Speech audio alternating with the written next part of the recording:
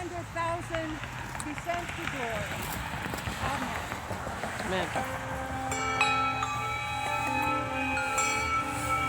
They are ringing 400 times outside Wesley United Methodist Church for the 400 people who have died of COVID-19.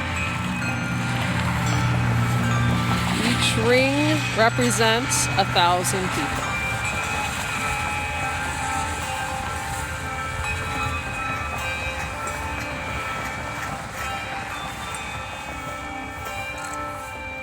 This is part of a nationwide symbol of mourning for all those we have lost so far in the COVID-19 pandemic.